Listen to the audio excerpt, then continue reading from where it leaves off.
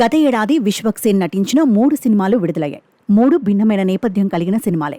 గామి విడుదల ఆలస్యమైన ఆ సినిమా విమర్శకుల ప్రశంసలు అందుకుంది. ఆ తర్వాత వచ్చిన గ్యాంగ్స్ ఆఫ్ గోదావరి అతనిలోని మాస్ కోణాన్ని మరోసారి బయటపెట్టింది. 3వ చిత్రంగా మెకానిక్ రాకీ వచ్చింది. చిత్రం ఏంటంటే ఈ 3 సినిమాలు కమర్షియల్గా పెద్ద విజయాన్ని సాధించలేదు. ఈ నేపథ్యంలో విశ్వక్ సేన్ నటించిన లైలా మూవీ వ్యాలంటైన్స్ డే కానుకగా విడుదలైంది.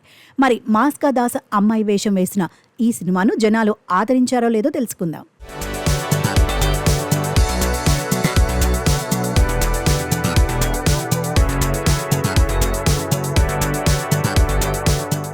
మన హీరోలు చాలా మంది సరదాగా కొన్ని సినిమాల్లో అమ్మాయిల గెటప్స్లో కనిపించారు. కొందరు స్టార్ హీరోలు కథానుగుణంగా లేడీ గెటప్స్లో కనిపించి ప్రేక్షకులను ఫ్యాన్స్ను మెప్పించారు.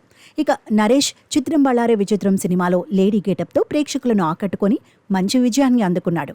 కమల్ హాసన్ భామనే సత్యభామనేలోనూ, రాజేంద్ర ప్రసాద్ మేడంలోనూ ఎక్కువ శాతం లేడీ గెటప్లోనే కనిపించారు. విశ్వక్ సేన్ లైలా సినిమా చూస్తే ఇవన్నీ కళ్ల ముందు మెదులుతాయి.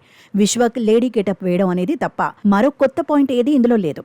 హీరోలు తమ మీద అభండాలు పడినప్పుడు మారు వేషంలోనూ జనాలకు కనిపించకుండానూ తమ నిర్దోషిత్వాన్ని నిరూపించుకుంటారు. అలా కాకుండా హీరోకి లేడీ గెటప్ వేసి ఆ పనిని ఇందులో దర్శకుడు చేశాడు. రాసుకున్న కథలో కానీ తీసిన విధానంలో కానీ ఎలాంటి కొత్తదనం లేదు. పాటల బాణీలు, నేపథ్య సంగీతం చెప్పుకోదగ్గవి కాదు. ఇందులో టైటిల్ సాంగ్ను విశ్వక్ సేనే రాశాడు. పెంచల్ దాస్ రాసిన ఓహో రత్తమ్మ పాట ఉన్న వాటిలో కాస్తంత బెటర్ సాంగ్. హీరో హీరోయిన్ల introduction scenes, love scenes, hero villain మధ్య వచ్చే సీన్స్ అన్నీ పరమ రొటీన్గా ఉన్నాయి. నటీనటుల విషయానికి వస్తే విశ్వక్ సేన్ 2 డిఫరెంట్ క్యారెక్టర్స్కు న్యాయం చేయడానికి బాగా కష్టపడ్డాడు. ముఖ్యంగా లేడీ గెటప్లో మెప్పించడం కోసం చాలానే కృషి చేశాడు. అతని బాడీ లాంగ్వేజ్కున్న పర్సనాలిటీకి లేడీ గెటప్ వేసి మెప్పించడం కాస్తంత కష్టమే. ఆయన తిప్పలు పడి మెప్పించాడు.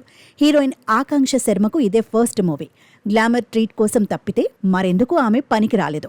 పృథ్వీ, అభిమన్యు సింగ్ ఇద్దరిది ఓవర్ యాక్షనే. వినీత్ కుమార్, మిర్చి కిరణ్, కామాక్షి భాస్కర్ల, సురభి ప్రభావతి ఇతర ప్రధాన పాత్రలు పోషించారు. నటి సునైన మూవీ ఎండింగ్లో జడ్జి పాత్రలో మెరిసింది. సోషల్ మీడియాలో సినిమా రంగం మీద, నటీనటులు, దర్శకుల మీద అవాకులు చెవాకులు పేలే సునిశ్చిత్ మీద ఇప్పటికే పలు పోలీస్ కేసులున్నాయి. ఇందులో అతనికి కీలకమైన పాత్రను దర్శక నిర్మాతలు ఇచ్చారు. ఇలాంటి వారిని ప్రోత్సహించడం చిత్రంగానే అనిపిస్తుంది. అలానే సినిమా ప్రీ రిలీజ్ వేడుకలో మాట్లాడి కాంట్రవర్సీ క్రియేట్ చేసిన 30 years ఇండస్ట్రీ పృథ్వీరాజ్ది అంత కీలకమైన పాత్రేమీ కాదు. ఈ మూవీ మీద క్రియేట్ అయిన కాంట్రవర్సీ పబ్లిసిటీకి ఉపయోగపడింది అంతే.